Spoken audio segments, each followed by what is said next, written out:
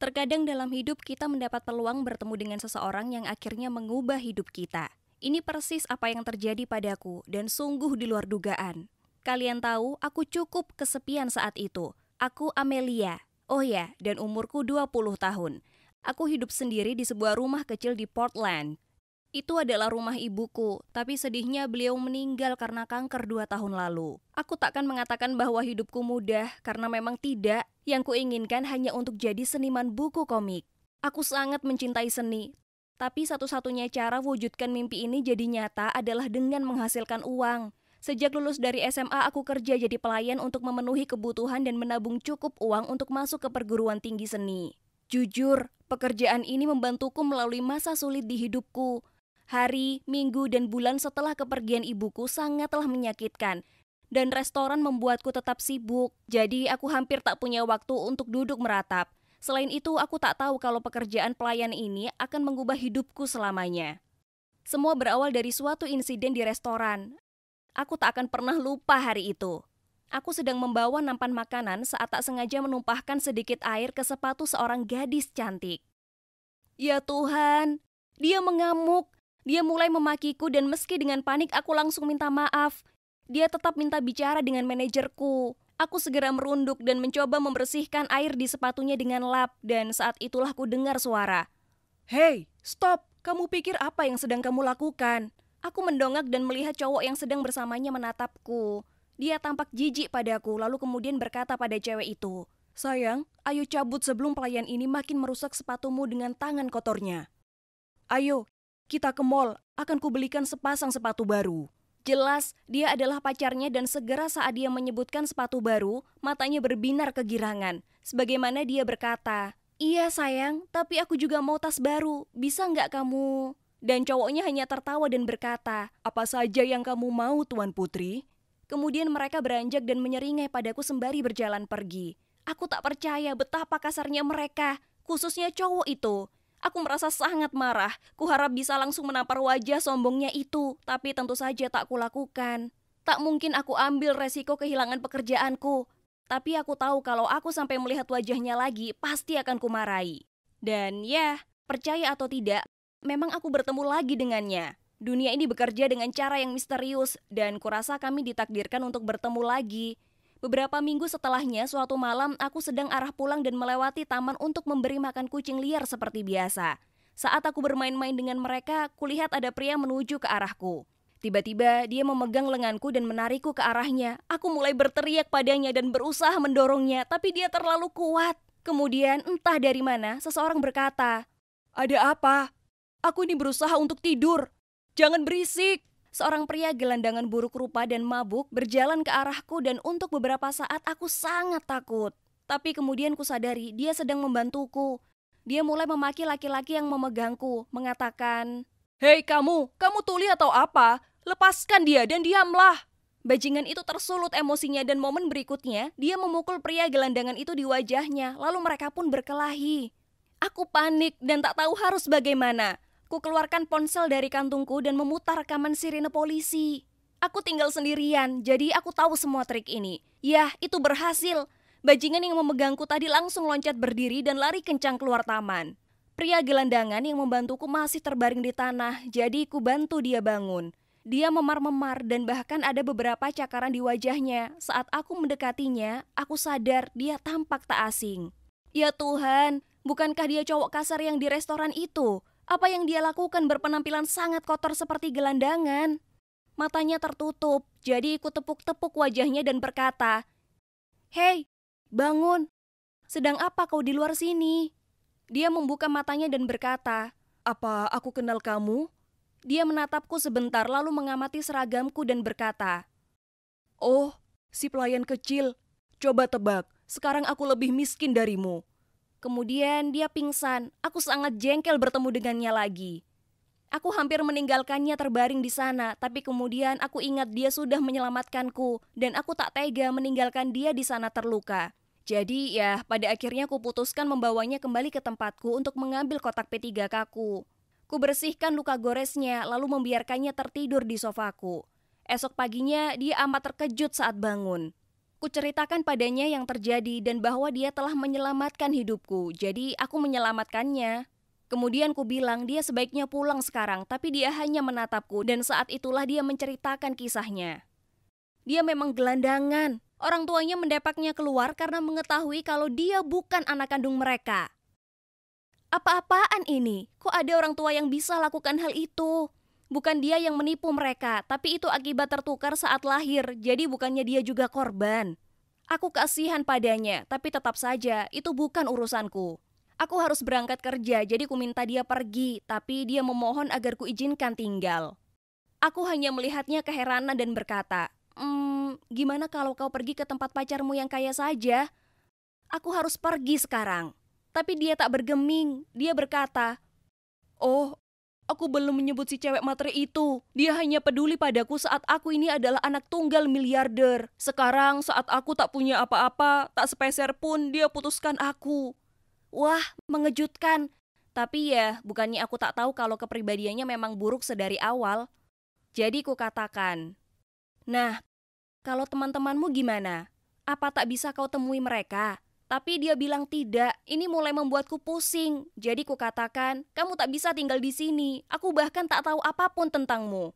Lalu dia berseru, "Hei, aku Jude, umurku 22 tahun. Semua jari tangan dan kakiku lengkap dan catatan kriminalku bersih. Nah sudah, sekarang kau tahu aku." Lalu dia melengkapinya dengan seulas senyuman, seolah itu bisa mengambil hatiku. Dia lalu lanjut mengatakan kalau dia akan membayar sewa dan saat dia mendapat pekerjaan dan lainnya, dia akan pergi. Aku ragu, maksudku aku tak bisa tinggal dengan pria asing.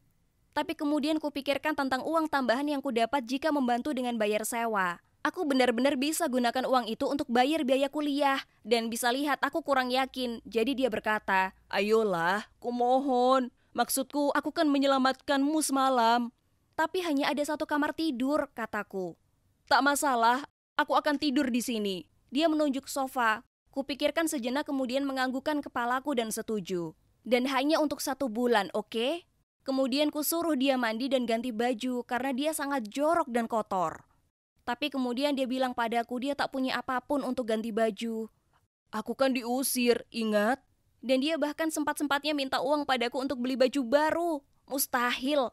Ku bilang padanya dia bisa pakai pakaianku, karena beberapa ada yang cukup besar. Awalnya dia menolak, dia bilang tak mungkin dia pakai baju perempuan.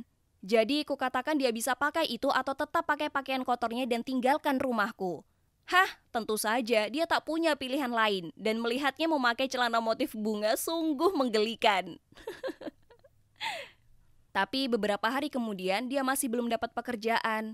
Tiap malam aku pulang mendapatkannya berbaring di sofa pakai piyama kedodoranku.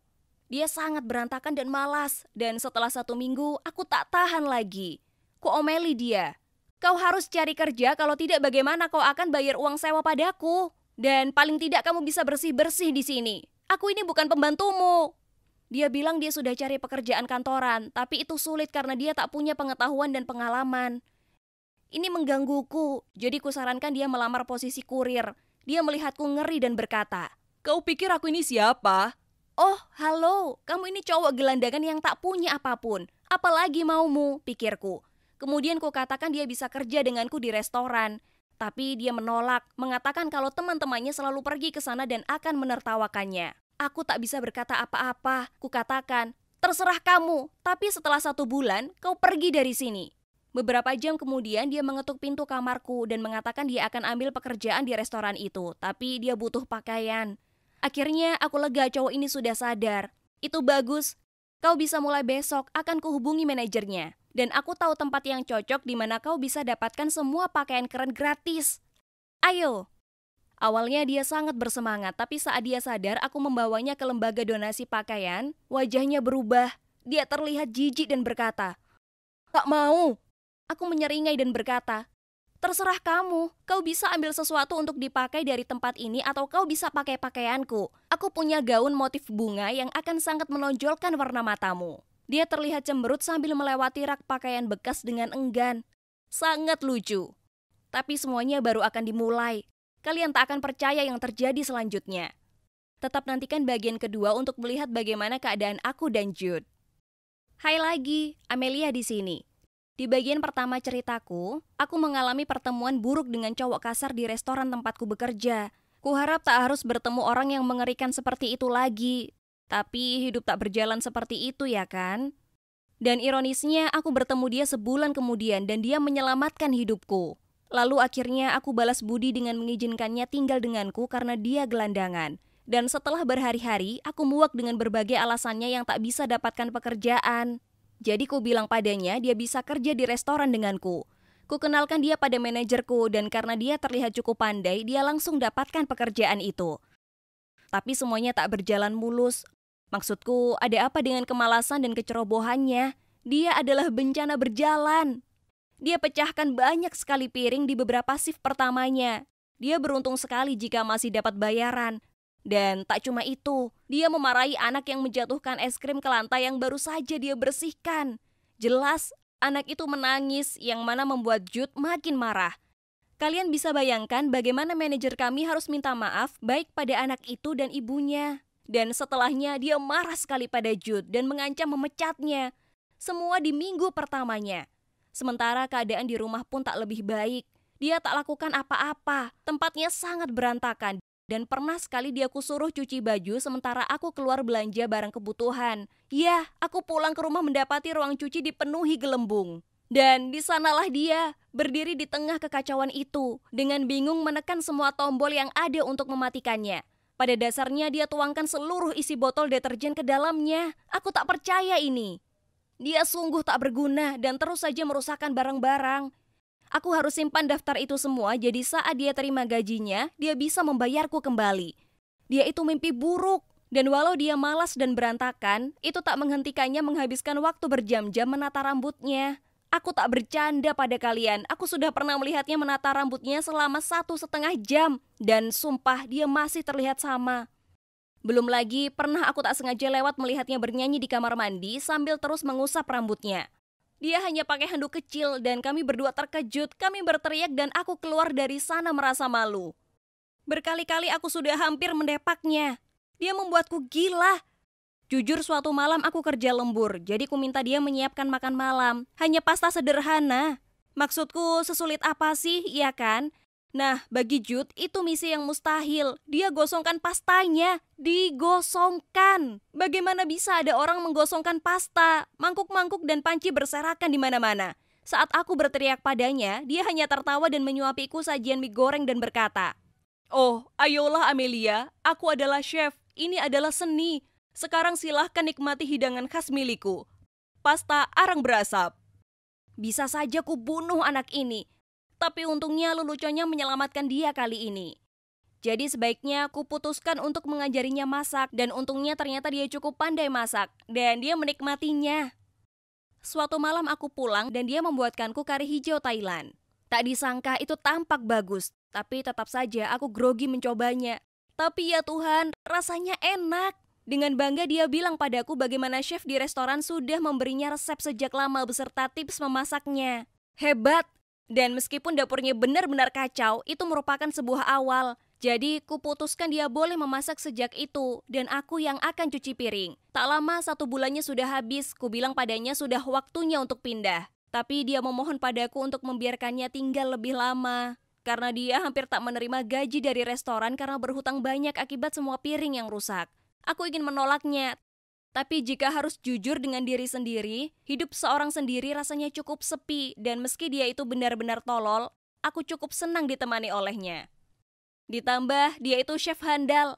Aku pura-pura berpikir tentang itu sebentar lalu mengatakan, "Oke, baiklah, tapi kau dapat sebulan lagi, lalu kamu pindah." Dia sangat senang, tak hentinya berterima kasih padaku sambil lari ke dapur mengatakan akan memasakkan aku makan malam spesial sebagai balasannya. Dengan begitu, kami belajar jadi akrab satu sama lain selama kami tinggal dan bekerja bersama.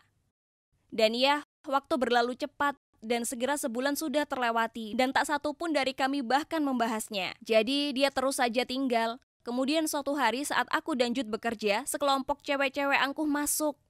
Salah satu dari mereka berkata, "Guys, lihat, bukankah itu Pangeran Jude kita?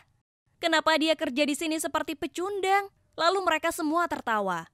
Ini membuatku marah, dan aku hendak menghampiri dan katakan sesuatu saat kusadari cewek yang bicara itu mantan Jude. Aku tahu Jude mendengarnya dan kukira dia akan kesal, tapi dia hanya mengacuhkannya dan terus bekerja. Tapi cewek-cewek itu terus saja tertawa dan itu sungguh menjengkelkan. Aku ke sana mengambil pesanan mereka, tapi mantan Jude menolak kulayani. Dia terus minta Jude mengambil pesanan mereka dan saat ku bilang dia sibuk, dia minta bertemu manajer kami. Akhirnya dia pergi melayani mereka, tapi mantannya terus mempermalukannya. Dia bahkan jatuhkan air ke lantai supaya dia harus datang dan membersihkannya. Kutawarkan untuk melakukan itu untuknya, tapi dia tak memperbolehkan. Kemudian keadaan jadi makin buruk. Saat mereka pergi, cewek itu jatuhkan uang tip $10 ke lantai. Aku geram. Dasar anak manja. Kukira Jude akan membiarkannya, tapi dengan tenang dia duduk dan mengambilnya. Sementara kelompok cewek-cewek itu semua tertawa sambil berjalan keluar restoran. Ku berlari mendekat untuk menenangkan Jude, tapi dia hanya tersenyum dan berkata, "Hei, aku dapat $10. Kamu mau makan malam apa? Ku traktir." Lalu dia kembali bekerja. Tapi tiap kali aku memandangnya, bisa kulihat dia terluka. Aku sangat ingin memaki mantannya. Betapa kasarnya orang itu. Kemudian malam itu saat makan, kami bicarakan semua yang terjadi hari itu. Ku bilang padanya dia tak perlu sedih soal mantannya, karena dia itu kasar dan tak pantas baginya sedari awal. Tapi kemudian dia hanya tertawa dan bilang kalau bukan cewek materi itu yang mengganggunya. Tapi sebenarnya karena hal itu mengingatkannya akan perilakunya dulu dan cara dia dulu memperlakukan orang. Termasuk aku di hari pertama kami bertemu. Kemudian dia menghela napas dan berkata, "Kukira jika aku dulu orang yang lebih baik, anak yang berbakti, maka orang tuaku tak akan mendapatku tanpa belas kasihan meski aku bukan anak mereka sebenarnya."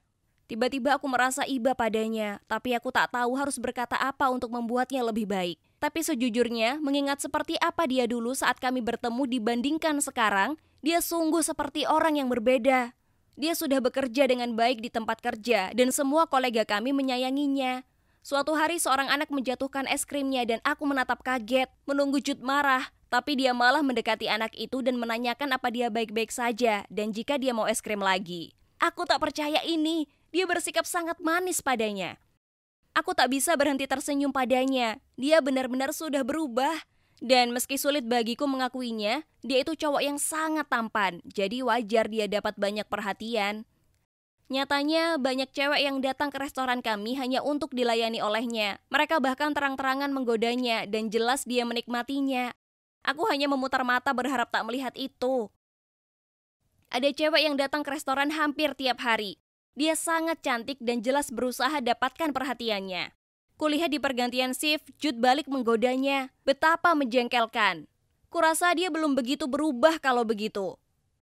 Lalu suatu hari kulihat cewek itu memberinya secari kertas. Saat kembali ke counter, dia tersenyum lebar dan berkata padaku, "Sepertinya aku akan kencan malam ini." Aku sangat kesal dan berkata, "Tak boleh menggoda pelanggan, akan kuadukan ke manajer kita." Lalu aku cepat pergi. Sore itu dia pulang terlebih dulu tanpa memberitahuku, dan saat aku sampai di rumah dari tempat kerja, kulihat dia berdandan rapi untuk kencannya yang membuatku merasa kesal tanpa alasan. Dia bersiul dan terdengar sangat senang. Kemudian saat berjalan keluar pintu dia berkata, "Jangan menungguku, mungkin bisa sampai larut malam." Ah, dia membuatku gila. Ku bilang padanya dia harus sampai rumah jam 10, kalau tidak aku akan menguncinya di luar. Dia tertawa dan berkata, "Apa kau bercanda? Kau memberiku jam malam? Ya ampun Amelia, kalau tak mengenalmu dengan baik, sudah kuanggap kau ini cemburu atau semacamnya." Ih, aku tak cemburu dan kukatakan itu padanya. Dia pikir dia siapa? Seolah-olah aku bakal cemburu pada cewek itu. Tak mungkin. Akan tetapi aku tak bisa tidur malam itu. Aku terus membolak-balikan badan dan memikirkan Jude dan cewek cantik itu. Akhirnya aku bangkit dan memutuskan jalan-jalan. Mungkin aku hanya perlu udara segar. Tapi saat aku jalan di taman, ada dia di sana. Tapi cewek itu tak terlihat dimanapun. Sebaliknya, dia sedang duduk di kursi taman dikelilingi kucing liar. Aku berjalan ke arahnya dan dia terkejut melihatku sebagaimana aku melihatnya. Aku bertanya kenapa dia tak keluar dengan teman kencannya yang cantik dan dia bilang, "Oh, kencannya berjalan lancar. Tapi kuputuskan untuk tidur di taman karena aku melewatkan jam malammu." Itu membuatku merasa sangat bersalah. Aku hendak membuat pembelaan, tapi kemudian dia berkedip dan berkata, "Cuma bercanda. Sebenarnya kencannya membosankan. Aku memang datang ke bar dan nongkrong sebentar dengannya. Tapi anehnya aku merasa tempatku tak di sana, jadi ku cari alasan untuk pergi."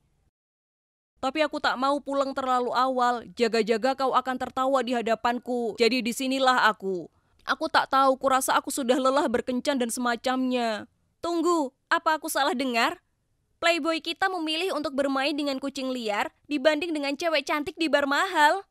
Apa kamu benar-benar Jude? Aku mengusap-usap kepalanya sambil menggodanya. Tak dapat dipungkiri, sebenarnya aku merasa sangat lega mendengar kencannya tak berjalan lancar dan bahwa tak ada yang terjadi antara dia dan cewek itu. Bahkan anehnya aku merasa senang. Tapi apa artinya itu? Apa kalian bertanya-tanya apa Jude akhirnya benar-benar pindah? Nantikan bagian akhir dari ceritaku. Kalian pasti tak ingin melewatkannya. Hai, ini Amelia lagi. Di bagian kedua ceritaku, Jude mulai kerja di restoran dan awalnya sungguh seperti bencana. Dia membuat kacau dimanapun dia berpijak. Dia benar-benar membuatku gila. Namun kemudian semua mulai berubah. Ternyata dia chef yang cukup berbakat yang bisa membantuku dengan pekerjaan rumah. Dan di tempat kerja dia pun makin populer. Suatu hari dia ada kencan dengan cewek cantik yang mana membuatku sangat kesal. Tapi kemudian kutemukan dia di taman sedang bermain dengan kucing liar bukannya pergi kencan. Jujur saja, itu membuatku sangat senang. Apa dia sungguh sudah berubah?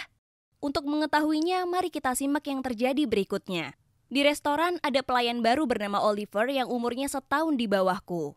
Manajer kami memintaku menjaganya dan menunjukkan aturan kerja. Jujur, aku sangat terkesan dengan Oliver karena dia ini cowok yang baik dan juga cepat belajar. Segera kami jadi dekat dan dia kuanggap seperti adik sendiri. Jude, sebaliknya, tak suka padanya sedikit pun. Dia selalu memarahi Oliver dan bahkan mengeluhkan kalau dia itu sembrono dan bodoh. Gajah di pelupuk mata tak tampak, semut di seberang lautan tampak. Kita semua tahu kalau Jude itu cowok terceroboh sedunia. Ngomong-ngomong, ulang tahun Jude sebentar lagi. Dan aku ingin membelikannya kemeja baru mengingat dia seringnya mengenakan pakaian lama dari lembaga donasi. Aku ingin memberinya kejutan, jadi ku minta Oliver belanja bersamaku karena Jude dan Oliver ukurannya hampir sama. Setelah membeli baju hangat yang indah untuk Jude, Oliver mengajakku pulang. Dan saat kami menuju rumah, kulihat Jude mondar-mandir di luar. Apa dia menunggu seseorang? Saat dia tahu Oliver yang memberiku tumpangan, dia tampak marah dan bergegas masuk ke rumah. Segera aku ucapkan selamat tinggal pada Oliver, dan aku tak percaya apa yang kulihat. Meja ditata dengan sejumlah hidangan yang tampak lezat dan bahkan ada lilin dan bunga. Aku sangat bingung. Apa dia mengundang cewek ke sini untuk kencan? Berani-beraninya dia. Kutanyakan padanya untuk apa itu dan dia bilang, "Hari apa hari ini? Apa kau lupa?" Oh, jadi semua ini untuk ulang tahunnya. Aku hanya tertawa dan memberikannya tas bingkisan hadiahnya. Dia langsung tampak senang. Dasar anak kecil, tapi kemudian tiba-tiba dia memberiku tatapan ragu dan bertanya, "Tapi apa yang kamu lakukan sore ini dan bersama si Oliver?" Ku bilang padanya kalau aku meminta Oliver membantuku belanja untuk ulang tahunnya. Lalu aku bercanda, "Tapi kenapa kamu tiba-tiba sangat curiga? Kenapa kamu tampak begitu kesal saat melihatnya? Kamu cemburu atau apa?" Aku tak menyangka yang terjadi berikutnya. Dia tiba-tiba merona dan bergumam, "Sebenarnya, iya, aku menyukaimu Amelia. Bahkan kurasa aku jatuh cinta padamu." Wah, apa? Aku mematung dan tak tahu harus berbuat apa selain terus menatapnya dan tertegun. Dia bisa melihat aku tak bisa berkata-kata. Jadi dia lambaikan tangan di depanku dan berkata, "Halo, panggilan untuk Amelia?" Kemudian dia melanjutkan, "Nah, Amelia, apa kamu juga punya perasaan yang sama padaku? Sebenarnya tak usah dipikir, ini tak penting. Maksudku, kalau kau tidak, maka lupakan saja dan kita bisa berteman lagi." Ya Tuhan, tak pernah kulihat dia begitu pemalu sebelumnya. Wajahnya memerah seperti tomat dan dia terus menggaruk kepalanya malu-malu. Tak bisa aku tahan tawa karena jujur saja dia terlihat sangat imut. Jadi kuraih tangannya dan aku tak bisa bendung kata-kata yang meluncur dari mulutku. "Jude, sejujurnya aku juga suka padamu." Jantungku berdegup kencang saat ku katakan itu dan aku tak tahu mau berkata apa lagi. Tapi tiba-tiba dia memelukku erat dan momen berikutnya kami berciuman. Aku senang sekali. Belum kusadari sebelumnya betapa aku sangat ingin hal itu terjadi. Rasanya luar biasa. Sejak saat itu kami tak terpisahkan. Kami tinggal bersama, bekerja bersama, dan di waktu luang kami pergi berkemah, duduk-duduk di taman dan bersepeda untuk melihat matahari terbenam. Dia sangat perhatian padaku, dan aku tak tahu apa aku pernah sebahagia itu dalam hidupku. Aku tak mengira kalau hidup bisa seindah itu. Lalu, suatu hari saat kami bersih-bersih rumah, dia tiba-tiba memanggilku. Amelia, lihat, lucu sekali gambar-gambar ini. Kau yang gambar ini kan? Wah, kau sangat berbakat. Kusadari dia sedang melihat-lihat kotak berisi buku komik yang kugambar yang kusembunyikan di bawah tempat tidur. Aku agak malu dan bilang padanya kalau sudah lama aku tak menggambar. Lalu dia tanya kenapa aku berhenti dan ku bilang padanya aku selalu bercita-cita masuk perguruan tinggi seni. Tapi sejak ibu meninggal, aku harus melupakan itu sementara dan fokus hanya untuk bertahan hidup. Jude tiba-tiba meraih tanganku dan berkata, "Sayang, ayo kita wujudkan cita-cita ini. Aku akan membantumu, oke?" Aku sangat tersentuh dan merespon dengan memberinya pelukan hangat. Jude adalah segalanya bagiku dan yang paling berarti dia selalu mendukungku dan sekarang dia juga menyemangatiku untuk mengikuti mimpiku. Waktu berlalu dan semuanya berjalan sangat indah sampai suatu hari semuanya berubah. Aku dan Jude sedang keluar jalan-jalan saat sebuah mobil hitam mewah berhenti di samping kami. Seorang pria asing muncul dan menyuruh kami masuk ke mobil. Aku ketakutan dan memegang lengan Jude. Apa yang terjadi? Apa kami diculik? Tak mungkin kami masuk ke mobil, tapi tiba-tiba pria itu berkata, "Jude, ini perintah dari orang tuamu." Jude tampak terkejut dan berkata, "Apa yang mereka mau? Mereka sudah mengusirku, jadi kenapa aku harus kembali? Apa mereka mau tunjukkan padaku betapa bahagianya mereka tanpaku atau apa?" Tapi tetap saja Jude masuk ke mobil itu dan aku tak punya pilihan kecuali mengikutinya. Di perjalanan ada begitu banyak pertanyaan berkelibat di kepalaku, tapi aku tetap diam. Tak lama kemudian kami berhenti di depan rumah mewah. Ini pasti rumah Jude. Wah, aku tahu dia berasal dari keluarga kaya, tapi tak sekaya ini. Jude menggandengku dan menuntunku ke dalam di mana pasangan yang mungkin orang tuanya sedang duduk dan menunggu kami. Jude segera berteriak ke mereka, mengatakan, "Apa yang kalian mau? Aku sudah keluar, seperti yang keinginan kalian. Jadi kenapa tak bisa kalian biarkan saja aku sendiri?" Tak pernah kulihat Jude semarah itu sebelumnya. Sebenarnya itu membuatku takut, tapi orang tuanya tampak tenang dan hanya duduk di sana tersenyum, dan ibunya memintanya menenangkan diri dan duduk. Berikutnya pelayannya muncul dan membawakan kami air minum. Tapi dia tak sengaja menumpahkannya dan kelihatan sangat menyesal. Dia terus minta maaf dan mengelapnya, tapi Jude mengambil tisu dan mulai membersihkan untuknya. Lalu dengan sopan dia bilang padanya kalau dia akan membantunya membuat teh. Orang tua Jude tampak terkejut tapi cukup puas dan minta Jude di situ saja karena ada hal penting yang akan mereka sampaikan. Mereka tak berhenti tersenyum lebar. Ini sungguh aneh. Mereka memberi kami informasi yang membuatku kaget setengah mati. Jude sesungguhnya adalah memang putra mereka. Mereka bohong pada Jude karena perilakunya buruk dan ingin memberinya pelajaran dan memaksanya agar jadi lebih dewasa. Mereka sudah muak lakukan semua untuknya dan mengira mungkin dengan keluar dari rumah sementara waktu akan menginspirasinya jadi lebih mandiri dan sadar akan nilai sebuah keluarga dan uang. Apa? Aku tak percaya apa yang kudengar. Mereka mengusirnya keluar untuk membantunya lebih dewasa. Itu hampir terdengar seperti omong kosong, tapi kurasa itu berhasil ya kan? Dia sudah berubah. Tapi bagaimana bisa mereka terpikir rencana gila seperti itu? Tentu saja, Jude tak terima dengan ini. Nyatanya, dia sangat marah. "Apa yang barusan kalian katakan?" Dia berteriak. "Apa aku ini lelucon bagi kalian atau apa?" Ibunya berusaha menenangkannya dan berkata, "Jude, sayang, ini satu-satunya cara. Kamu tak terkendali. Berpesta tiap malam dan habiskan semua uang kami. Kami tak tahu lagi harus berbuat apa. Kami sangat khawatir tentangmu. Tapi nak, kami sangat bangga padamu." Kemudian ayahnya melanjutkan, "Kami selalu memantaumu. Kami melihatmu bekerja di restoran. Dan kami sangat senang kamu sudah berhasil berubah dan menemukan kemandirian." Kemudian ibunya menoleh padaku dan berkata, "Amelia kan? Terima kasih banyak sayang. Kamu sudah menjaga putra kami lebih baik daripada yang kami bisa, dan kamu sudah banyak sekali membantunya." Aku hanya merona dan berkata, "Tidak, malahan Jude yang sebenarnya menjagaku. Dia luar biasa baik." Jude meremas tanganku erat dan aku bisa lihat betapa terkejutnya dia.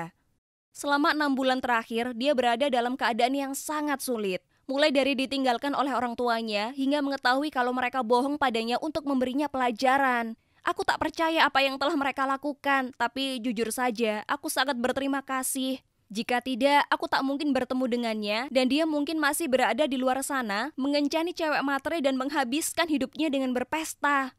Jadi, aku menoleh padanya dan berkata, "Sayang, aku tahu ini menyakitkan sekarang, tapi orang tuamu melakukan apa yang mereka pikir terbaik untukmu. Ditambah lagi, berkat hal itu, kamu jadi bisa menyadari siapa teman sejatimu, ya kan? Orang-orang yang tak ambil untung darimu hanya karena uangmu. Butuh beberapa saat, tapi kemudian dia memberiku senyuman lembut dan seakan dia akhirnya memahami semuanya.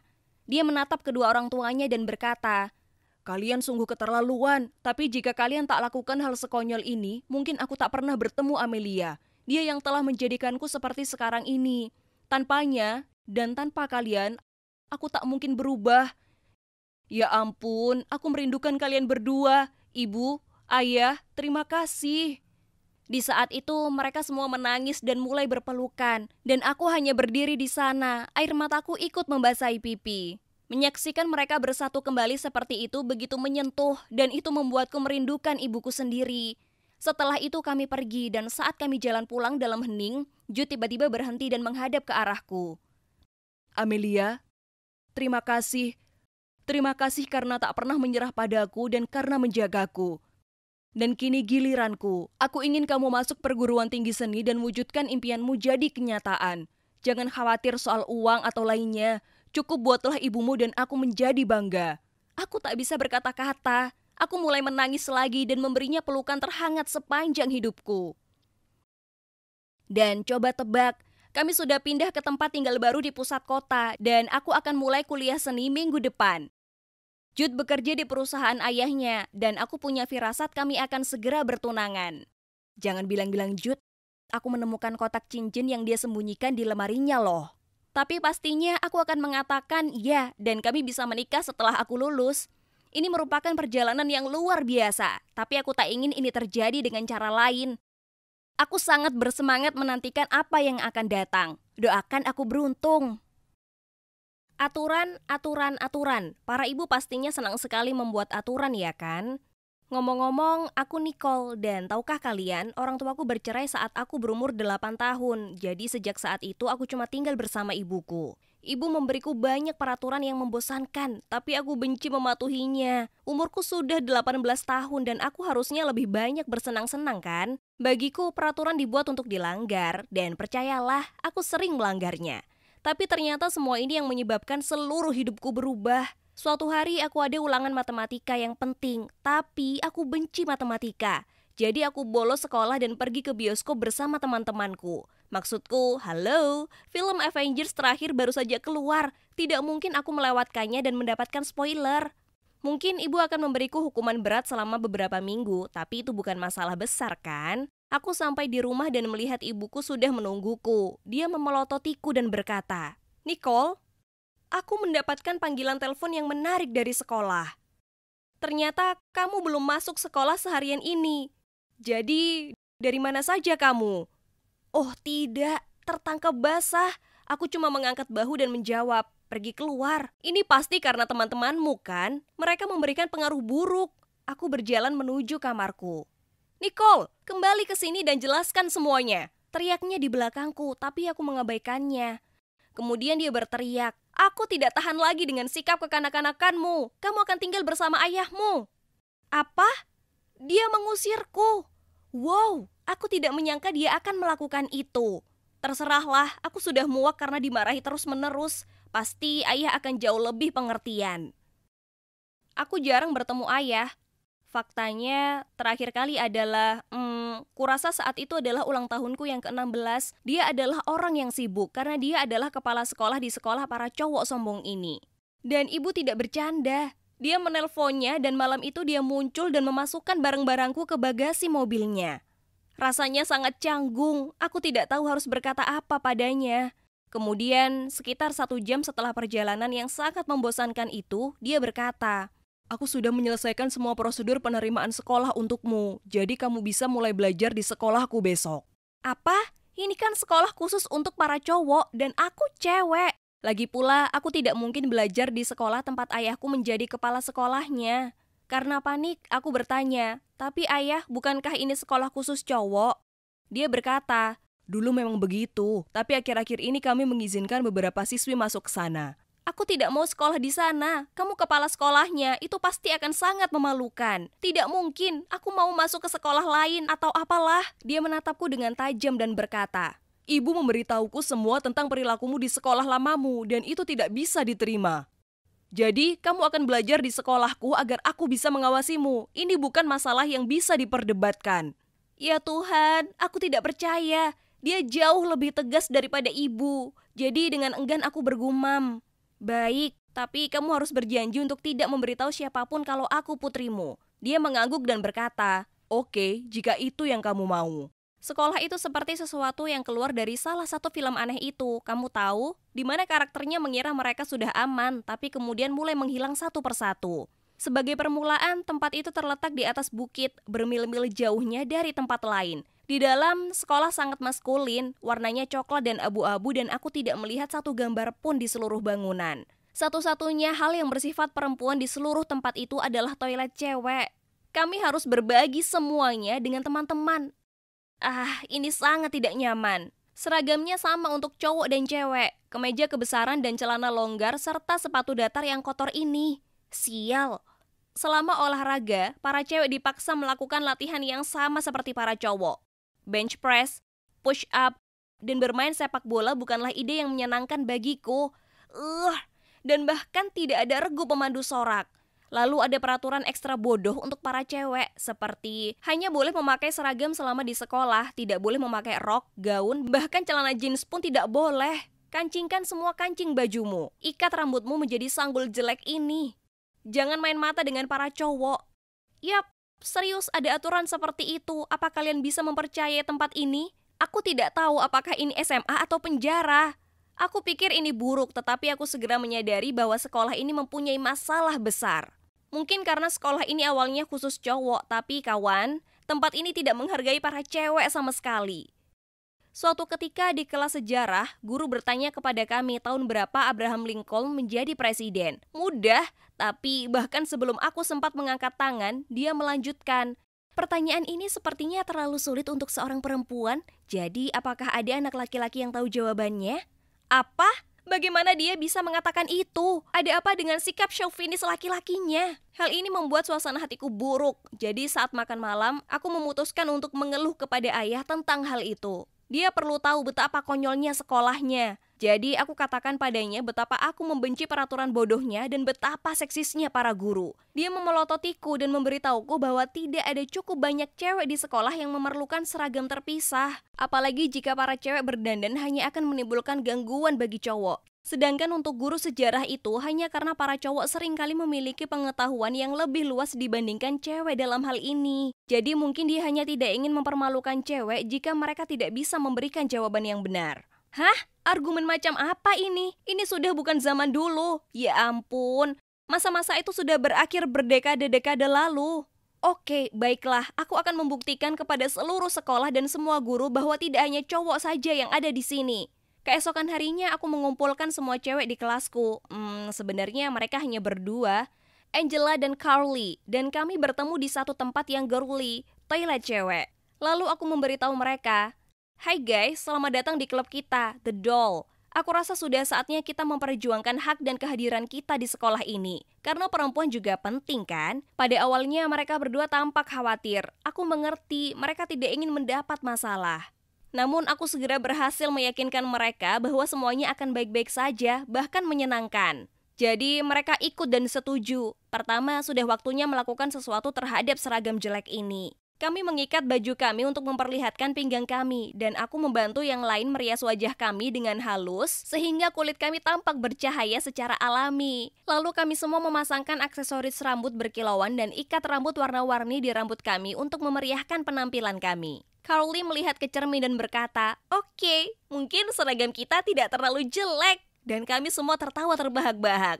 Sekarang, waktunya masuk. Kami semua berjalan menyusuri koridor bersama-sama. Semua cowok dan cewek berbalik untuk melihat kami dengan mata kagum dan mulut terbuka. Seorang cowok bahkan menjatuhkan tumpukan bukunya ke lantai dan seorang cowok lainnya masuk ke lokernya. Hah? Pesona para cewek benar-benar tak tertahankan, bukan?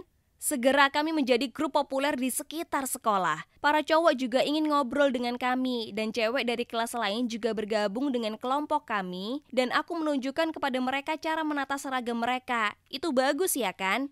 Ya, ada masalah. Para gurunya adalah orang-orang tua yang tidak menghargai gaya. Suatu hari, sebelum kelas dimulai, seorang guru mendatangiku dan teman-temanku dan menuduh kami merusak martabat seragam dan memberikan pengaruh negatif pada siswa lain. Jadi, aku mengatakan kepadanya, kami tidak melanggar peraturan sekolah yang berharga. Kami memakai seragam, kancing atas kami tetap dikancingkan, dan kami memiliki gaya rambut yang rapi. Berdandan adalah hak prerogatif perempuan. Selain itu, jika laki-laki terganggu, itu salah mereka, bukan kesalahan kami. Jadi, bapak dan ibu guru tidak bisa menyalahkan kami untuk itu.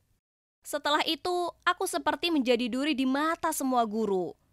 Dalam setiap mata pelajaran, aku selalu diminta menjawab pertanyaan yang paling sulit. Dan tentu saja, aku tidak tahu jawaban yang benar. Maksudku, tidak ada satu orang pun yang tahu. Dan kemudian mereka akan menatapku dengan sombong. Betapa kekanak-kanakan mereka. Di lain waktu aku sedang mengantri makan siang dan ketika tiba giliranku, aku memilih chicken drumstick barbecue karena itu adalah makanan favoritku. Tapi yang membuatku kaget, server kantin mengatakan tidak ada ayam yang tersisa, lalu menaruh oatmeal aneh ini ke piringku. Aduh, aku dapat melihat masih banyak ayam yang tersisa, jadi kenapa dia bersikap tidak masuk akal? Aku tidak mau makan makanan menjijikan itu. Jadi begitu aku pulang dari sekolah, aku sangat kelaparan. Jadi aku membuat semangkuk besar mie untuk diriku sendiri. Ayah melihatku melahap makanan lalu tersenyum dan bertanya, "Apa seharian membuat masalah di sekolah membuatmu begitu lapar?" Di sela-sela suapan makananku, aku menceritakan kepadanya apa yang terjadi dengan guru dan di kantin. Dia hanya tersenyum dan mengatakan itu karena aku terlalu keras kepala. Alasan macam apa itu? Maksudku, kapan siswa yang kelaparan merupakan ide yang bagus? Keesokan paginya, dengan mengantuk, aku masuk ke kelas dan duduk di mejaku. Saat itulah aku sadar, aku lupa membawa ponselku. Yah, ini benar-benar menyebalkan. Jadi aku mengeluh kepada Angela. Guru-guru ini membuat hidupku sengsara dan sekarang aku bahkan tidak punya ponsel. Hari ini akan menjadi hari yang panjang. Tiba-tiba ada yang mengetuk mejaku. Aku mendongak dan melihat ayahku alias kepala sekolah berdiri di sana, di depanku. Aku sangat kaget sampai-sampai sebelum aku sempat mengatakan apapun, dia berkata, "Hai sayang, ponselmu tertinggal di rumah. Oh, dan aku membawakanmu sarapan, karena kamu jadi suka marah-marah saat kamu lapar." Lalu dia meletakkan ponselku dan sandwich di mejaku, membelai rambutku, lalu pergi. Apa yang dia lakukan? Apa dia lupa janjinya? Yah, tidak perlu dibahas lagi. Teman-teman sekelasku terlihat kaget. Angela menatapku dan berkata, "Hah? Kepala sekolah adalah ayahmu? Tidak bisa dipercaya. Kenapa kamu tidak memberitahu kami?" Aku duduk di sana dengan mulut ternganga. Ini adalah hal paling canggung yang pernah ada. Terima kasih banyak, Ayah. Tapi tanpa aku sadari, itu hanyalah awal dari babak baru kegilaan ini. Segalanya akan menjadi lebih buruk dan, oh wah, kalian tidak akan mau melewatkannya.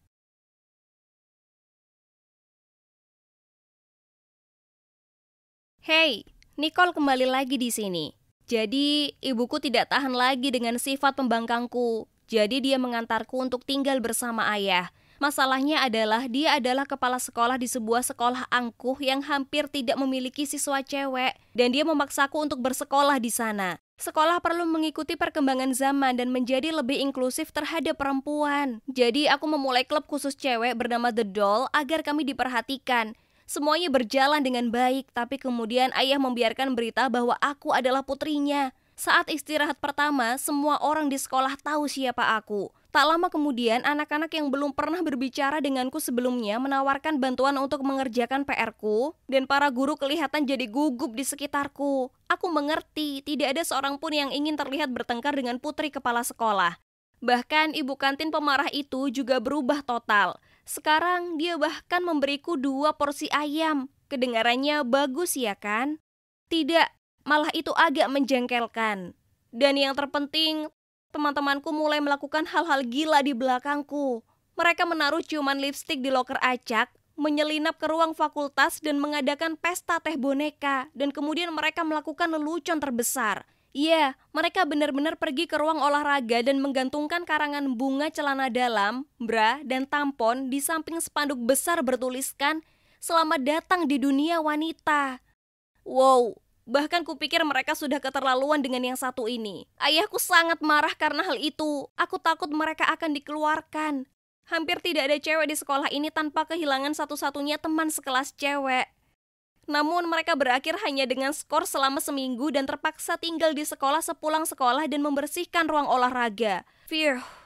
Keesokan harinya teman-temanku mendatangiku saat aku berada di loker dan Angela berkata, "Skors memang menyebalkan, tapi lelucon itu sangat berharga. Tunggu saja sampai kamu melihat apa yang kami rencanakan selanjutnya." Dia mengedipkan mata. "Itu pasti akan gagal." Carly terkekeh. "Sudah cukup." Jadi aku menyuruh mereka memberitahu The Doll yang lain untuk menemuiku di gym sepulang sekolah. Oke. Jadi aku mungkin secara diam-diam mengambil kunci gym dari saku ayahku, tapi itu demi kebaikan yang lebih besar. Sekarang aku sudah mengumpulkan semua The Doll, aku mengatakan apa yang perlu aku katakan. "Hai gadis-gadis, lihat, aku tahu sekolah ini lebih menyukai cowok dan dapat dimengerti jika kalian ingin diperhatikan. Tapi semua lelucon ini membuat kita terlihat buruk. Aku kenal ayahku, dan satu-satunya cara dia mendengarkan kita adalah jika kita melakukan sesuatu yang menyampaikan maksud kita dengan cara yang terhormat. Jadi, aku akan mencalonkan diri dalam pemilihan ketua OSIS berikutnya." Bahkan sebelum aku menyelesaikan kalimatku, Carly berkata, "Tapi posisi itu hanya untuk para cowok." Aku pikir sudah saatnya kita mengubahnya, ya kan? Jadi, siapa yang bersamaku? Yang mengejutkanku, semua cewek di ruangan itu mengangkat tangan dan bersorak.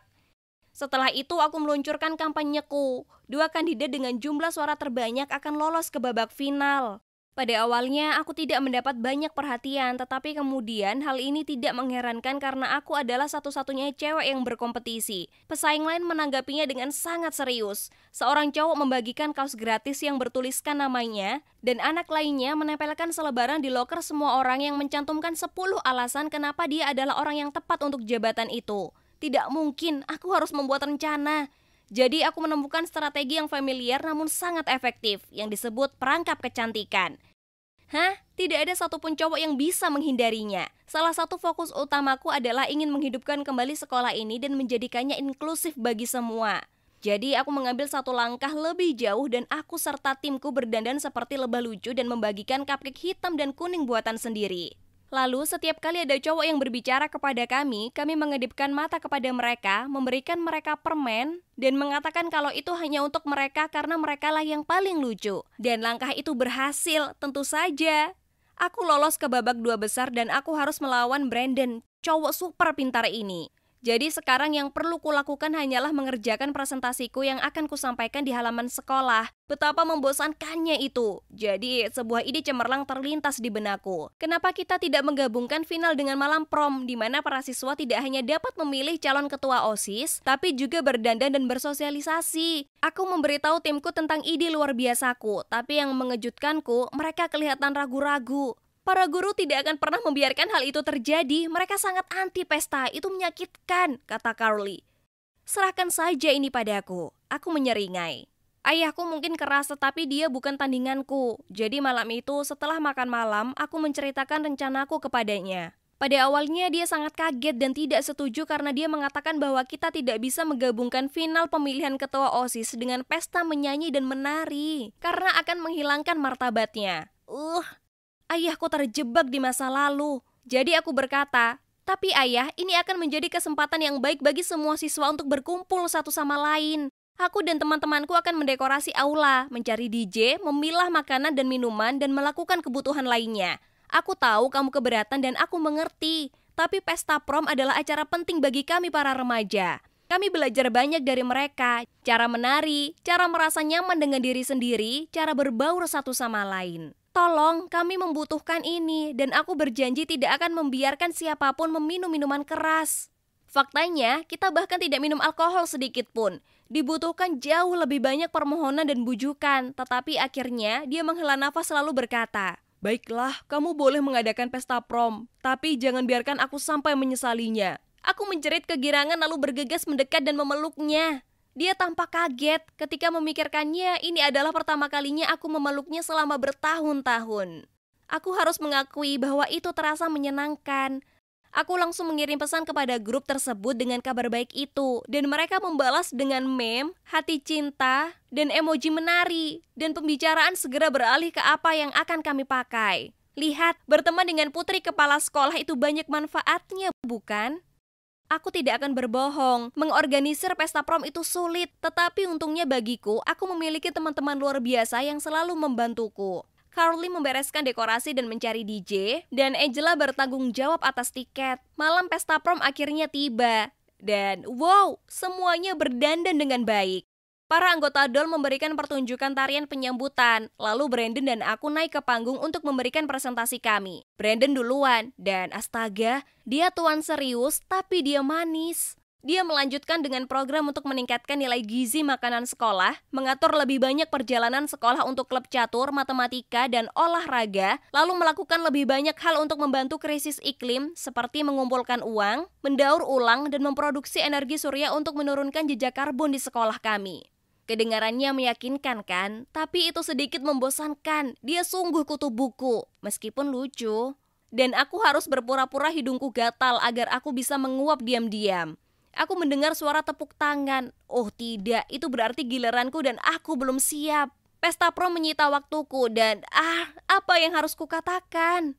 Saat itulah aku melihat ke arah ayahku yang berdiri di belakang ruangan dan aku melihatnya mengangguk ke arahku.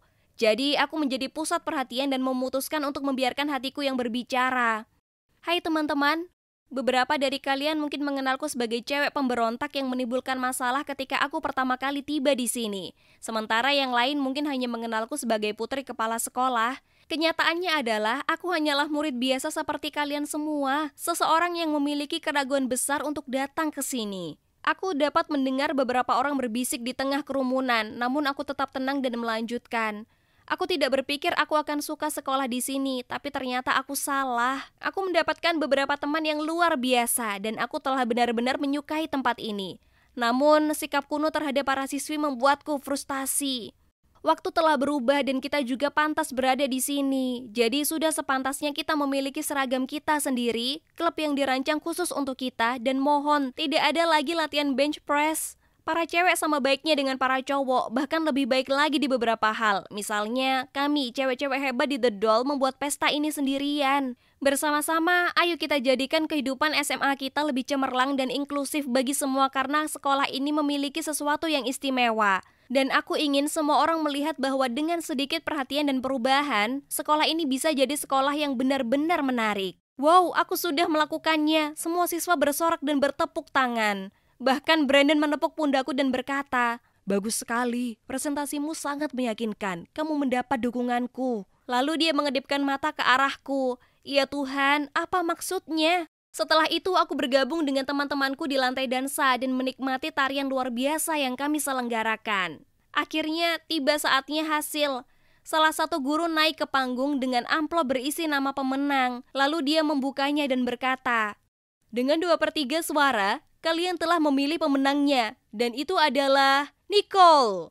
Aku tidak percaya, aku telah melakukannya. Aku benar-benar menang. Saat aku turun dari panggung, ayah menghampiri dan memelukku erat, lalu dia berkata, "Sayang, aku sangat bangga padamu."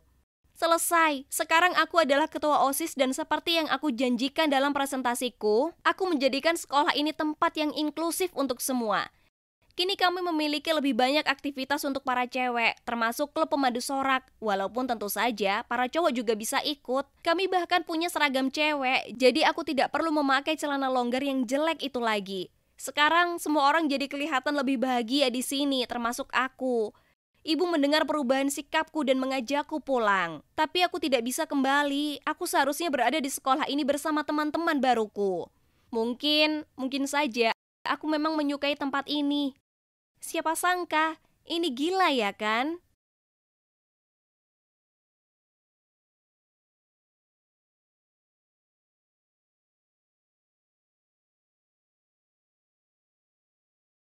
Aku adalah aku, tapi kau terlalu egois untuk bisa menerimanya. Dan juga kau mencintai orang yang kau ciptakan dalam fantasimu, bukan aku. Jadi, kupikir sebaiknya kita akhiri di sini. Ini untuk yang terbaik. Jadi, itulah aku, di sana. Ya, cewek yang terisak-isak itu. Dan yang cowok, itu Edward. Cinta dalam hidupku. Aku tahu ini akan terjadi karena sudah dikatakan demikian baik dalam horoskopku maupun Edward. Sudah tertulis di bintang, betapa tak adilnya itu. Semuanya bermula pada suatu hari yang cerah dan normal. Kumulai hari seperti yang selalu kulakukan dengan membaca horoskopku. Mataku terbuka lebar saat kulihat apa yang tertulis. Hari ini jalanmu akan berpapasan dengan belahan jiwamu. Oh ya ampun, ini dia. Akhirnya aku akan bertemu pangeran pujaanku. Aku sangat bersemangat sampai berjalan riang menuju ke sekolah. Oh, ngomong-ngomong, aku ini mentari Taurus dan bulan Pisces. Aku tahu tak semua orang paham dengan hal-hal tersebut sepertiku. Tapi pada dasarnya, ini berarti aku ini gadis pemalu yang segan dengan orang asing, tapi punya empati besar terhadap orang lain. Namun, sifat utamaku adalah aku menghayal untuk lari dari kenyataan. Satu-satunya masalah jadi penghayal adalah orang lain terus memberitahu aku seharusnya lebih lantang, berani, nakal. Enggak deh, makasih. Itu bukan aku, serius. Mereka sebaiknya pinjam bukuku semua yang perlu kau tahu tentang simbol bintangmu dan membacanya, atau pergi temukan seorang Leo. Aku percaya sekali dengan horoskopku sampai aku hidup berdasarkan itu. Nyatanya horoskop telah menyelamatkanku lebih dari satu kejadian. Contohnya, ada satu hari di mana aku menolak pergi sekolah apapun yang terjadi karena horoskop harianku berkata, kau bisa jadi terlibat kecelakaan di tempat kerja atau sekolah, jadi tetaplah berhati-hati. Dan kalian tak akan percaya apa yang terjadi di kelas sains. Salah satu teman sekelasku menumpahkan cairan asam kemana-mana. Untung tak ada satupun yang terluka. Tapi tetap saja, syukurlah aku tak di sana. Horoskop itu sangat penting bagiku. Tapi begitu juga kecintaanku pada drama Korea. Terutama yang romantis. Mau pingsan. Aku selalu bayangkan segala macam situasi manis di mana aku akan temukan cinta di hidupku yang setampan dan selucu pemeran utama pria di serial drama itu. Dan itulah kenapa tak ada cowok yang pernah kutemui yang sesuai dengan harapanku. Tapi horoskopku berkata itu akan terjadi. Jadi aku yakin sekali itu akan terjadi. Aku penasaran seperti apa rupanya dan apa simbol bintangnya. Tentunya dia seharusnya seorang Cancer ya kan? Kami akan bertemu secara tak sengaja, jatuh cinta, melewati semua rintangan yang ada dan hidup bahagia selamanya. Ih, ini sangat menarik. Aku sedang berhayal di dekat lokerku saat tak sengaja ku dengar beberapa cewek berbisik membicarakan cowok baru, namanya Edward. Penasaran, aku berdesak-desakan melewati kerumunan dan oh Tuhanku, cowok ini punya wajah seperti Adonis dewa Yunani. Mungkinkah dia pangeranku? Hanya ada satu cara mengetahuinya dengan pasti, aku perlu mencari tahu simbol bintangnya. Tapi seperti yang ku bilang, aku ini gadis pemalu. Jadi hampir tak mungkin aku mendatangi dan bertanya padanya tanggal lahirnya karena dia akan berpikir aku ini orang aneh. Aku lanjut berhayal tentang dilemaku ini dan kemudian bingo. Aku punya ide yang luar biasa dan anti gagal. Lihat, jadi Pisces itu kelebihannya tak main-main. Karena dia adalah anak baru, maka datanya pasti ada di resepsionis untuk disortir Bu Shillington. Kutunggu hingga istirahat makan siang dimulai karena aku tahu akan lebih sepi di sana saat itu. Lalu aku menyelinap ke mejanya dan memeriksa data Edward. Apa? Dia Aries. Sungguh berlawanan denganku. Bagaimana bisa dia itu orang yang tepat? Sambil berlalu pergi, aku tak bisa berhenti berpikir. Simbol bulan terbitnya pasti Pisces atau Cancer. Atau mungkin sesuatu yang cocok denganku. Mustahil bisa tahu pasti tanpa mengetahui waktu persisnya dia lahir. Mereka seharusnya benar-benar menambahkan itu ke dokumen sebagai syarat resmi. Karena itu penting. Aku tersesat dalam lamunanku sampai aku langsung menabrak seseorang. Aku mendongak ke atas dan bergumam, maaf. Oh ya ampun, itu adalah Edward. Ini dia, jalan kami telah berpapasan. Segera dia mengajakku berjalan-jalan menyusuri pantai, kemudian kami berciuman di bawah cahaya bulan. Hei, apa kamu baik-baik saja? Dia menatapku, tapi aku terlalu sibuk menghayal untuk bisa fokus. Kurasa mungkin aku barusan ngiler sedikit. Jadi dia letakkan tangannya di bahuku dan mulai mengguncangku. Hai, kamu baik-baik saja kan? Aku akhirnya tersadar, tersipu dan bergumam. Iya, aku tak apa. Aku tahu aku ini cewek cantik. Hei, kami para Pisces punya karisma alami bawaan lahir. Ditambah, aku memakai riasan merona. Bagaimana mungkin ada cowok yang bisa menolak keimutan ini? Jadi, aku tak begitu kaget saat Edward berkata, baguslah, kau membuatku khawatir sesaat tadi. Aku baru di sini dan aku tak begitu mengenal siapapun. Dia menggaruk lehernya. Jadi, apa kau mau minum kopi sepulang sekolah? Lagi pula itu akan jadi caraku minta maaf karena tak perhatikan jalanku. Aku memberikan senyuman termanis dan berkata, "Tentu." Kami mengatur pertemuan di kedai kopi terdekat. Aku tahu ku bilang pada kalian aku ini orang yang pendiam. Tapi yang mengejutkan, Edward dan aku langsung cocok. Kami berbagi sepotong muffin dan dia memberitahuku bertemu denganku adalah bagian terbaik dari harinya. Dia bahkan minta nomorku sebelum aku pulang. Yeay! Oh, aku juga tahu jam berapa dia lahir. Aku bergegas pulang supaya bisa kuperiksa simbol bintangnya dan seperti yang kuduga, simbol bulan dan terbitnya adalah Cancer. Benar-benar cocok denganku. Sejak hari itu, kami mulai banyak berkirim pesan dan menelepon dan bahkan saling bertemu tiap hari. Itu menyenangkan. Hingga suatu hari, dia bertanya padaku apa aku mau jadi pacarnya. Ya Tuhanku, tentu saja aku mau. Semuanya berjalan persis seperti yang kubayangkan. Tapi itu juga saat semuanya mulai jadi berantakan. Oke, jadi obsesi horoskopku berarti membicarakan soal bintang, planet, bulan, matahari, dan kepribadian dari tiap zodiak terus-terusan. Aku tahu ini membuatnya gila karena dia itu tipe skeptis. Suatu hari di horoskopnya tertulis bahwa dia seharusnya santai saja hari ini dan hindari olahraga berat. Tapi Edward punya pertandingan basket penting di sekolah. Aku memohon padanya untuk tidak berpartisipasi tapi dia tidak mau dengar. Dia bilang itu absurd, tim membutuhkannya dan dia tak bisa mengecewakan mereka begitu saja. Aku panik karena khawatir dia akan mematahkan kakinya atau apa. Aku tak bisa biarkan ini terjadi, jadi ku beri sirup laksatif di botol airnya. Beberapa sendok penuh sudah cukup kan? Tapi kurasa aku menuangkan agak sedikit terlalu banyak karena dia menghilang di toilet selama berjam-jam. Ups, timnya kalah. Tapi paling tidak pacarku tak mengalami cedera patah tulang ya kan? Tak hanya itu, penting bagiku kalau dia lakukan beragam aksi romantis, seperti yang mereka lakukan di drama Korea yang kusukai. Jadi, aku memaksanya berdiri di luar rumahku di tengah malam, lalu menelponku untuk menyuruhku ke jendela supaya dia bisa melihatku karena dia sangat rindu padaku hingga ingin melihat wajahku. Itu sangat romantis, terutama saat hujan. Tak ada yang lebih seksi daripada pacarmu berdiri hujan-hujan di depan rumahmu.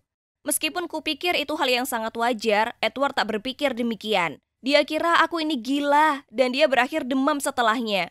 Kemudian suatu pagi aku memeriksa horoskopku dan aku menatap layar ponselku dengan kaget. Kami akan putus. Dan itulah saat aku mendapat pesan darinya. Kita perlu bicara. Kutemui kau sepulang sekolah. Oh Tuhan, itu bukan pertanda yang baik. Apa dia sungguh ingin mengakhiri hubungan kami? Sepanjang waktu kumainkan beragam skenario kami putus di kepalaku. Sungguh menyiksa. Saat sekolah usai, aku hanya ingin mengakhiri ini lalu pulang ke rumah dan menangis di bantalku. Edward sangat pendiam, dia bahkan tak bisa menatap mataku dan raut wajahnya sangat serius. Aku berpikir dalam hati, oh tidak, ini sungguh terjadi. Putusnya hubungan kami tak terelakkan, tapi itu tak berarti dia yang harus melakukannya. Ya, itu benar. Jadi segera saat dia mulai bicara, aku menyela dan berkata, "Maaf Edward, tapi kita harus putus."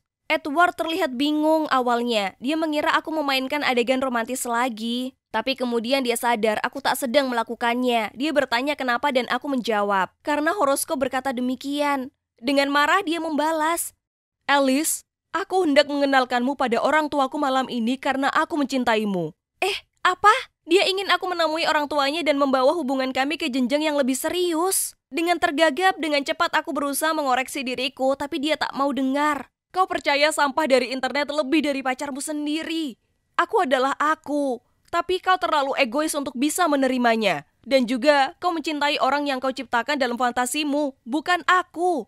Jadi, kupikir sebaiknya kita akhiri di sini. Ini untuk yang terbaik. Kemudian dia meninggalkanku berdiri di sana sendirian dalam derasnya air mata. Aku tak bisa berhenti memikirkan Edward dan betapa dia tampak hancur. Apa aku salah membaca horoskop? Atau mungkin itu memang salah? Aku mencintainya dan dia mencintaiku juga. Kami ditakdirkan bersama ya kan? Tiba-tiba aku tahu persis apa yang harus kulakukan. Jadi esok malamnya aku pergi ke rumah Edward. Dia membuka pintu dan memberiku pandangan bingung. Alice, apa yang kau lakukan di sini? Aku mengacau dan aku sangat menyesal. Kumohon maafkan aku. Dia mendengus. Apa iya? Bagaimana jika horoskopmu memberitahumu hal yang berbeda besok? Lalu apa? Tak masalah. Aku menggelengkan kepala. Aku berniat untuk berubah. Kau pikir kenapa aku di sini? Aku siap untuk mengambil langkah lebih jauh dalam hubungan kita dan bertemu dengan keluargamu. Aku mengangkat sekotak coklat. Apa ibumu suka coklat? Awalnya dia terdiam, tapi kemudian dia tersenyum dan menarikku ke pelukannya. Ya Alice, Ibuku suka sekali coklat, tapi aku lebih mencintaimu.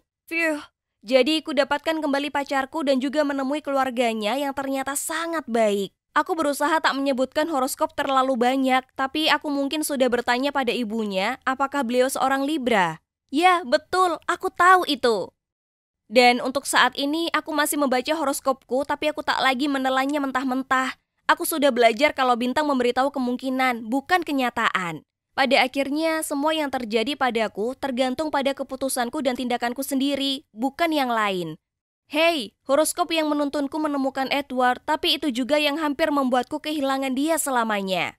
Dan tak mungkin aku akan membuat kesalahan seperti itu lagi.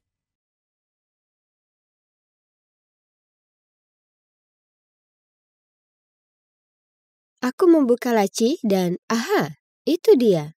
Aku sudah lama mencari majalah ini. Namun saat aku menutup laci, aku melihat sesuatu yang lain. Sebuah foto bersembunyi di bawah majalah. Ada seorang wanita dan 2 anak di foto itu. Laki-laki dan perempuan. Aku sangat bingung. Siapa mereka? Aku membalikannya dan ada pesan di belakangnya yang berbunyi, "Ini nomor baruku. Hubungi aku lebih sering. Aku sangat merindukanmu."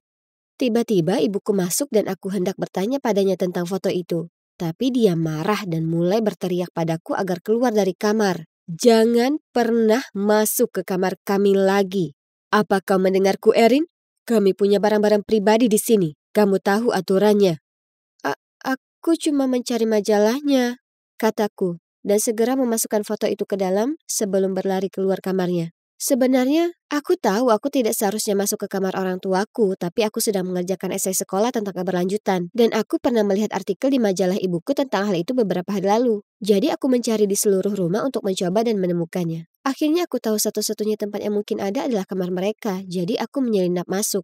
Biasanya pintu mereka terkunci, jadi aku sedang beruntung. Sejak aku masih kecil, aku dilarang masuk ke sana. Tapi aku tidak tahu kenapa. Kembali ke kamarku, aku tidak bisa berhenti menatap foto itu. Apa itu saudaraku atau semacamnya, sepupu yang sudah lama hilang?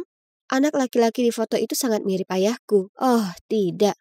Membaca catatan di belakangnya lagi, tiba-tiba aku berpikir itu mungkin keluarga ayahku yang lain. Tahukah kalian apa yang aku maksud? Ya, bagaimana jika ayahku mempunyai keluarga rahasia? Mungkin dia selingkuh dari ibuku dan menjalani kehidupan rahasia lainnya?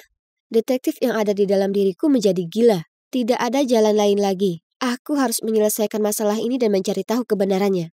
Aku mencari nomor teleponnya secara online dan tidak percaya ketika seorang gadis seumuran denganku muncul. Aku mulai melihat-lihat semua fotonya dan tiba-tiba melihat salah satu pria muda sedang menggendong bayi dan tulisannya berbunyi, "Merindukan masa lalu menjadi gadis kecil ayah." Ini gila! Aku yakin pria muda di foto itu adalah ayahku, dan aku perlu berbicara dengan gadis ini secepatnya. Aku mengirim pesan padanya dan memberitahunya bahwa kami punya hubungan keluarga. Aku bahkan kirim beberapa foto bersama ayahku untuk membuktikannya. Aku gemetar saat melihat balasannya muncul. "Ayahku tidak pernah menyebutmu, sekalipun. Itu sangat menyakitiku.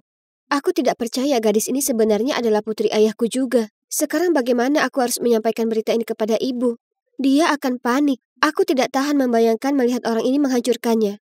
Jadi aku memutuskan untuk membereskan semuanya terlebih dahulu. Beberapa hari kemudian, ayahku melakukan perjalanan bisnis ke Boston. Lagi, dia selalu pergi ke Boston. Aku dulunya selalu percaya dia sangat sibuk di tempat kerja. Tapi sekarang aku tahu kebenarannya, karena putri rahasia ayahku sudah mengonfirmasi bahwa dia juga berasal dari Boston. Maksudku, tentu saja itu alasannya. Jadi aku bilang ke ibuku bahwa aku akan menghabiskan akhir pekan di rumah temanku.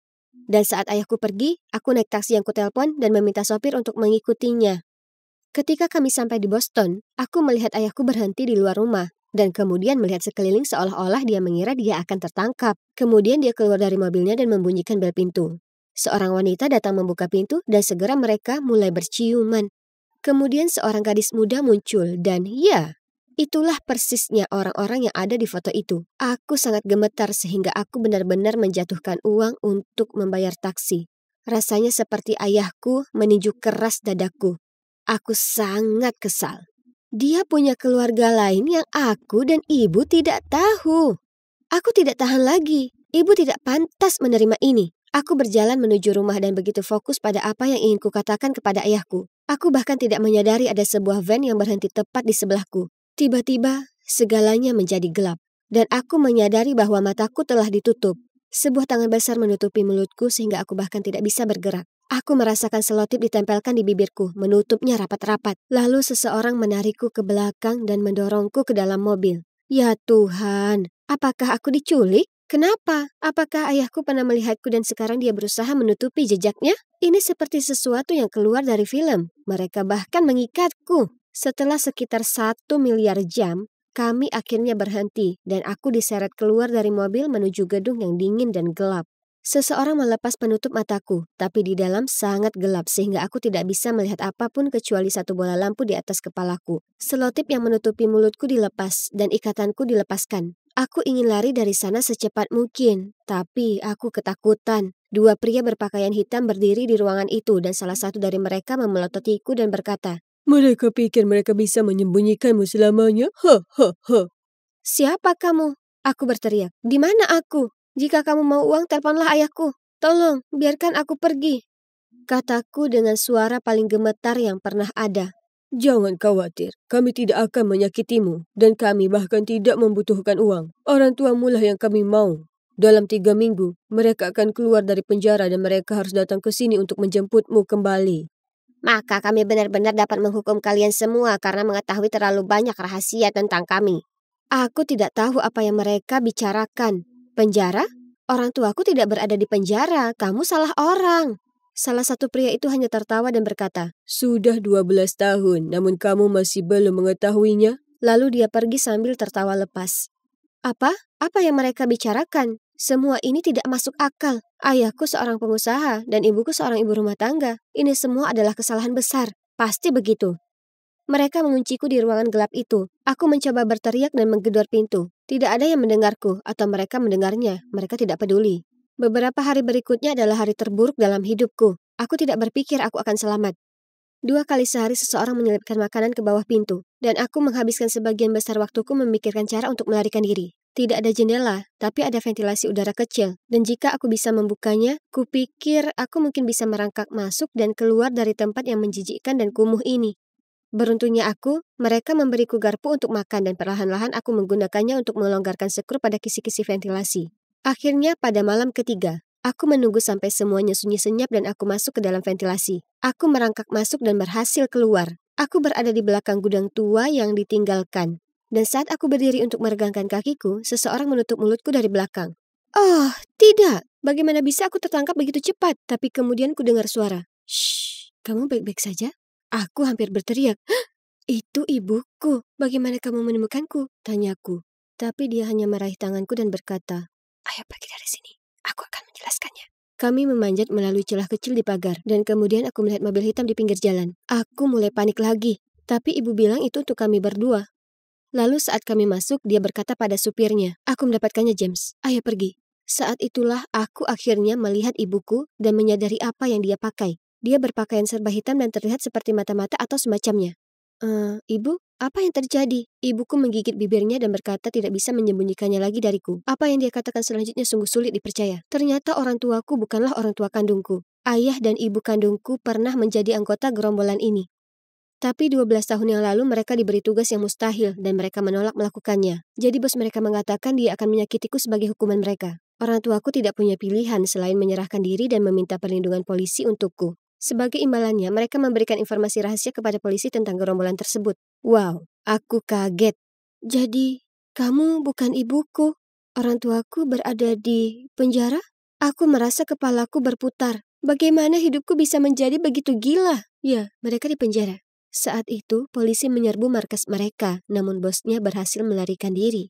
Itu sebabnya kamu dalam program perlindungan, karena kami tahu dia akan datang mencarimu. Ini keterlaluan. Aku tidak menginginkan kehidupan yang dramatis. Lalu aku tiba-tiba teringat ada lebih banyak drama. Bu, aku tahu ayah selingkuh, jadi aku mengikutinya ke sini ke Boston. Apa kamu juga mengikutinya? Maksudku, bagaimana kamu menemukanku? Ini sangat aneh. Ibu tidak terlihat sedih sama sekali. Dia berkata, sebenarnya dia tidak selingkuh. Wanita itu dan anak-anak itu adalah keluarganya yang sebenarnya. Kamu tahu, pada saat itu dia dan aku adalah dua orang yang cukup memenuhi syarat untuk mengadopsimu. Jadi dia tinggalkan keluarganya untuk memasukkan kehidupan keluarga kita demi melindungimu. Itu semua bagian program perlindungan. Namun dia sangat merindukan keluarganya. Itulah sebabnya dia menemui mereka setiap akhir pekan. Maafkan aku, Erin.